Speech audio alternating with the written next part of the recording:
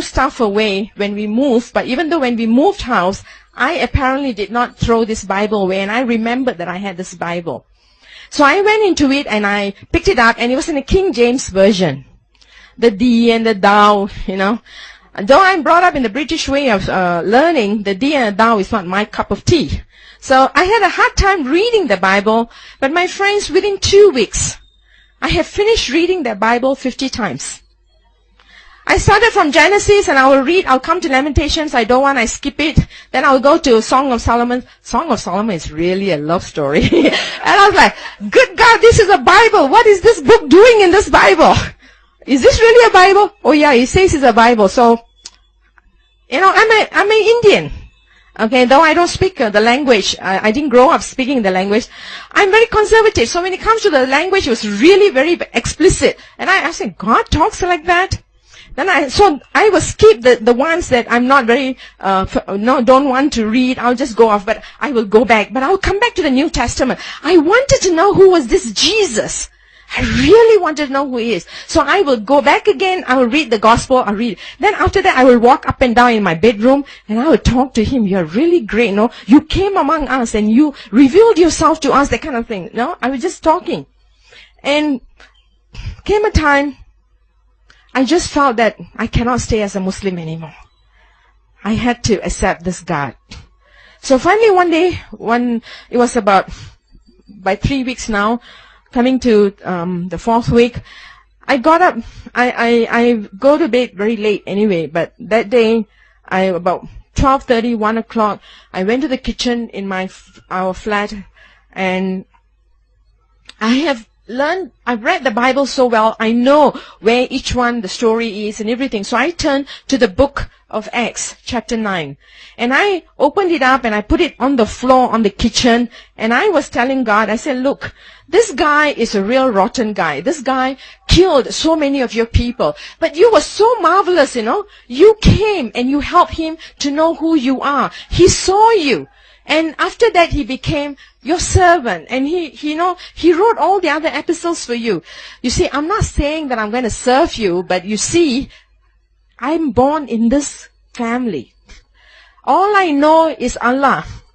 All I know is about this God. But you see, it is not he who's God. You are God. So now you have to help me to see you the way this guy saw you. Now, until I see you, I am very sorry, but I cannot come with you. Alright?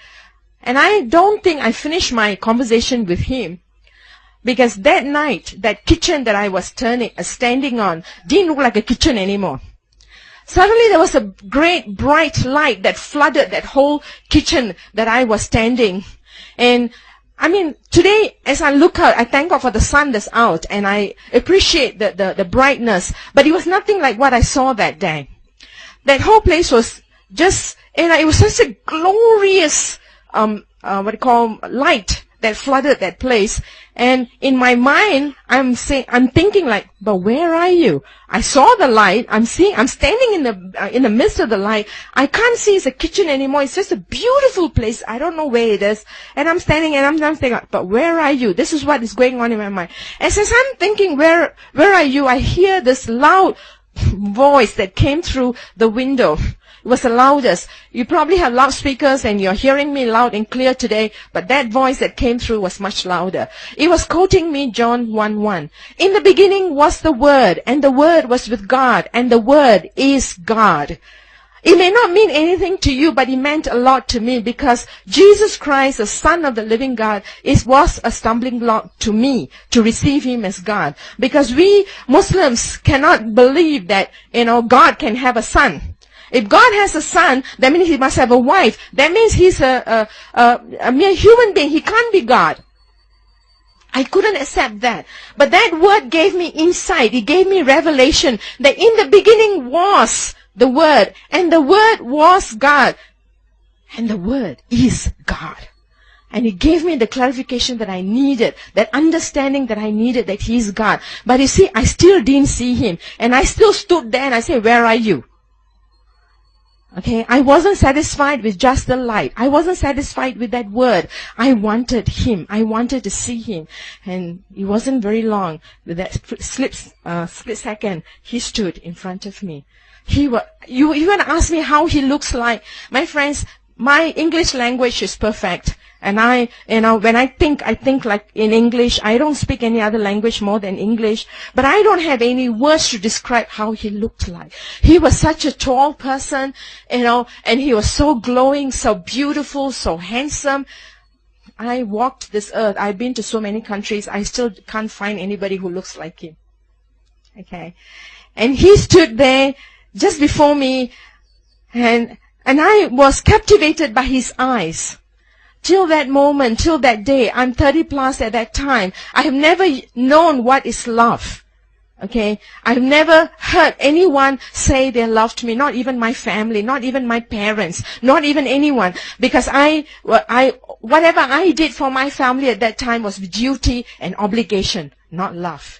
But this God was standing before me, and I was consumed by the love that was flowing from him. And I was completely drawn into those eyes that he had. And he looked at me with that love. And in the next moment, I found myself as a baby in his arms, holding me. And he brought me back into the past to help me to know once and for all that he is God. And there's no one other like him. And what he brought me was when I was a 12-year-old girl. I found myself as a 12-year-old. I was struggling with life. And I thought there was no other way. And I was getting ready to commit suicide. I was standing by a river that was swollen up because we had a storm that day. And I was going to throw myself over that river and end my life. And I remember that day, there were two hands that came and pulled me back. It was in the night. And I thought it was a ghost. And I ran all the way home. And he said, and as he brought me back to that scenario, he was telling me, I was there with you then. I am here with you now. And then he took me back to another stage when I was 28 years old. This time, I was going to commit suicide from the highest building. Because in Singapore, we have just started tall buildings, and it was known at that time. Many people were committing suicide by jumping off the buildings. 28 years old. I was with another crisis in my life, and I didn't know how to handle it. Again, I was getting ready to jump, and again, that time, there was a hand that came and pulled me back. And God says again, I was there with you then. I am here with you now. And my friends, that was it. That settled the issue for me that he is God. And I went down on my knees. I had no one to lead me in sinner's prayer or anything, but I just went down on my knees with tears pouring down my face. You are my God, and I give my life over to you. From henceforth, I will walk with you. I am yours. That was my decision that I made in 1985 in April. And 2 weeks later, and a week later, I went for baptism. From then on, for the next 2 weeks, I suffered. I've never suffered before. Because I know what it means to become a Christian. I didn't dare tell my mother. If there's any one person that I have loved in my entire life, it's my mom. And she was the one that I didn't want to disappoint. But next morning when she got up, after that day that when I have made my commitment to God, she got up in the morning and she comes to me and she says, you have become a Christian. I didn't tell her. Because she can see from my face that I have changed. There was something about me that told her.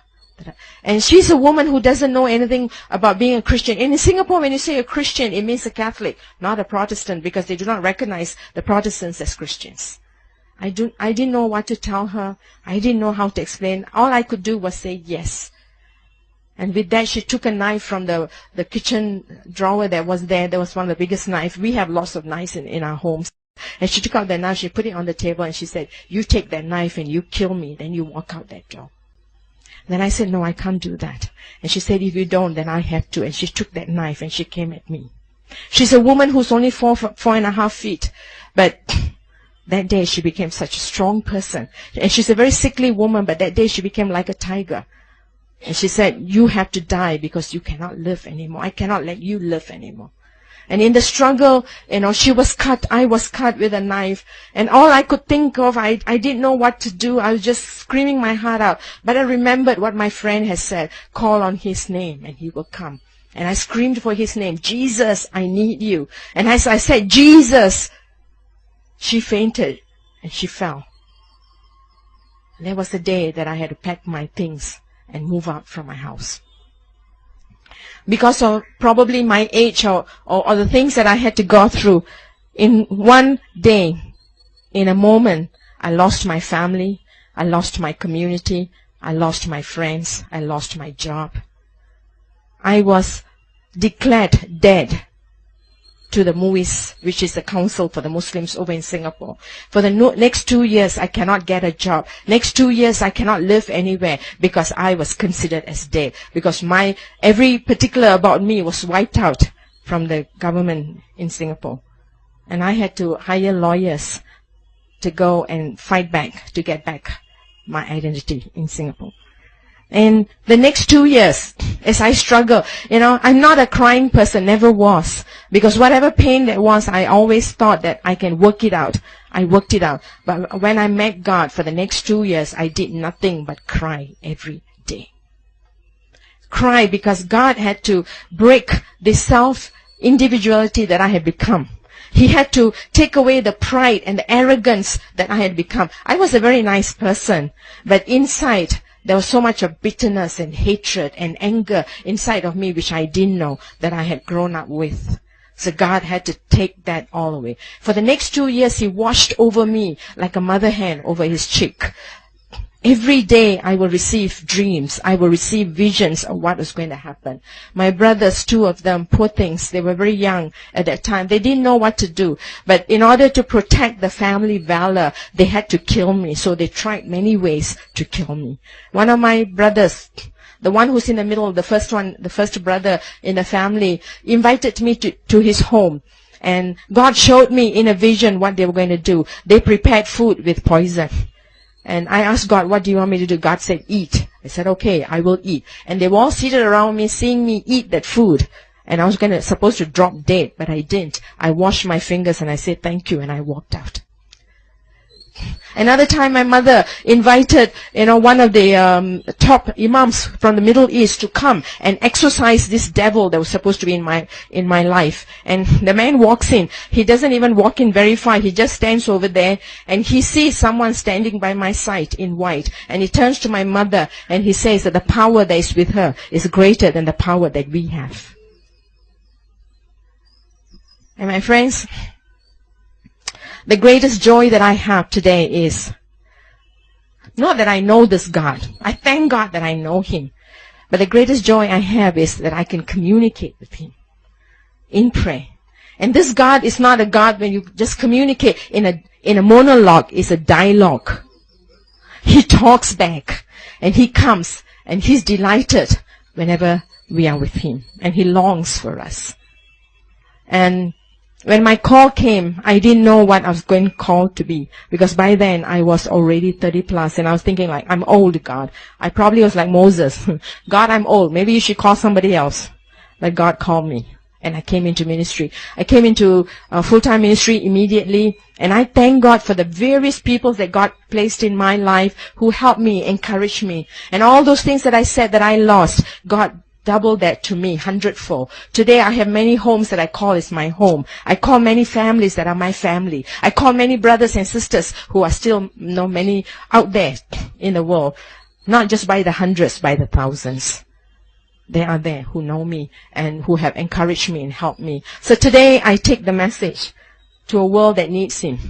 And that was not the only first time that He healed me. That was the first time He healed me. In 1993, I was asked to go for another surgery in my stomach. I had to have a hysterectomy. Again, I told God, you have to work this out. If it's your will, I will go for it. But if it's not, Father, you are the surgeon. You take care of it. And in a couple of days, I didn't have to go for surgery. He healed me. In the year 2000, I was leading a prayer team in Israel. And at that time, when I left for it, I was just told by the doctors that I had cancer in both my breasts, and it was 3rd degree, very aggressive, and they had no choice but to just cut off my breast. And I said, okay, I'll go for this trip. I will come back and we'll talk about it. When I was in Israel, I was in one of the hotels that was facing the Wailing Wall. And as I was facing that, I remembered how Solomon, when he built the temple, he said, even when the foreigners come and face this wall, and if they pray, Father, you will answer them. And I stood by the window of the the hotel room, and I said, God, though I am saved, I am your child, I'm still a foreigner. I'm not a Jew, Father. I'm a Gentile. So, Father, as Solomon said, I'm a foreigner. I'm standing here and I'm believing in you, God. You can touch me. You can heal me. And he did. He put me to sleep the whole day that day. I didn't know what he was doing, but he did his surgery on me. So when I came back to Singapore, no surgery. So I can share many, many testimonies of what God has done, but many that he's still doing today. He's a great God. And he's a wonderful God. And we have much to thank him for. And as I was sharing, as I was told that today is a Thanksgiving day, I was thinking of Ephesians chapter 5, verses 18 to 20. It says, do not get drunk on wine, which leads to Ephesians chapter 5, verses 18 to 20. That's what I was, thinking of. I wanted to just end with this. Do not get drunk on wine, which leads to debauchery. Instead, be filled with the Spirit. Speak to one another with psalms, and that's what you're doing today. You are, singing psalms, and you are worshiping, and you're praying. Hymns and spiritual songs. Sing to make music in your heart to the Lord. Always giving thanks to God the Father for everything in the name of our Lord Jesus Christ. And as I was thinking about giving thanks, I have so much to thank God for. I have so much. And people tell me, your testimony is great. It's fantastic. It is. But God, when he came back for Thomas, Thomas wanted. I was a Thomas, and I still am in many ways as I walk with him. And I wanted, signs. I wanted proof. And without that proof, I didn't want to believe him. Now, was he upset with Thomas? No. He said, look, touch, feel, and know that I am God. But he finished his sentence by saying, blessed are those who are going to come without seeing me. And there are many, many who are coming to know God today without seeing, but they believe because they have that faith. And there's so many who can thank God, and we can thank God for so many. And in our lives, do we just thank God for only the great things he does? What about the days that I am just able to get up in the morning? I thank God for the health that he's given me. I thank God for the sun that's shining. Thank God for the beautiful day that he has created especially for me. I thank God for the food that I'm able to eat. There are many that have no food. I thank God for the work that I have. I thank God for the friends that I have. I thank God for the family that God has given me. I thank God for everything, for small and great, because all things are because of who he is. And I thank God not just when the time is good, but I thank him all the time, always, for everything, even for the bad times that comes my way, because those times are the times that I learn, that I grow, that I move on with him. Because if I don't have those bad times, I will never be able to appreciate him. I'll never be able to learn the things that he wants to teach me, show me how to go. And I need to be drunk, not with what the world has to give, but I need to be drunk with the Holy Spirit, because he is the one that gives us the strength. He gives us the courage. He gives us the boldness. He is the one who moves us. And as I stand here today with you, was I going to be here today? I didn't know. And I don't think that my being here is by chance either, because every moment is divinely arranged. Because it is he who's the author and the finisher of our faith. Because it is he who loves us with an everlasting love. And what I have to share may not be just for you here, but it may be something that you want to take with you, with someone that is going to know that he's God. Has God done great things? He has. And I spent 6 years in Madras in the 90s. I first came into India as a missionary. And I spent 6 years there. And one of my greatest testimonies that I would like to share is one day we, as a team, we were in Madras, and we were having crusades.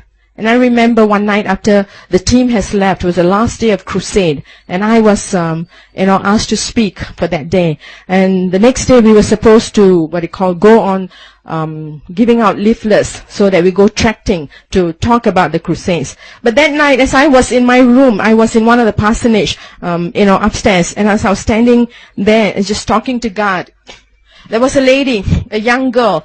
I can't call her a lady. She's about 16, 17 year old, who walks up that spiral staircase, comes to where I am upstairs, and she's carrying a baby in her arms. But that baby has got the skulls, split in two, and the brains were spilling out. And she comes and stands in front of my door. She knocks on my door, and when I open, I see that little girl with her baby in her arms. What do I do? And I remember, my friend, as I shared with you, I told my friend I was dying and I wanted a long prayer. But here, death has already taken place. The baby is dead. And she's standing there and she said, this evening you said your God can do anything. Can your God do something for my baby? She's been married to a guy who's drunk, and he has taken that little baby, 3 or 4 months old, and he's thrown it against the wall. And she's standing before me, your God. You said your God, because she has come to that crusade that evening and she's heard my preaching. And she says, your God, you said you can do. So with tears pouring down my face, I didn't even dare take that baby in my arms. I say, God, with my eyes open, I say, God, she has come, not for me, but she's come for you. She has come believing in you. She's come trusting in you, Father. You have to do what you promised. Your child believes in you, though she doesn't know you, God. And at that time I saw a hand that came out. And this hand, the hand was so beautiful that came, and it just touched that baby, that skull. And as it touched, I saw a recreative miracle take place before my very eyes. And this was in 93 in Madras. You see, the test is not whether we know Him, but do we know Him inside of our hearts, that He is really God. And when we say that there is nothing impossible with Him, do we really believe with all that we are? Because there's a world out there, especially India. My cry, God, India for Jesus, and Jesus for India.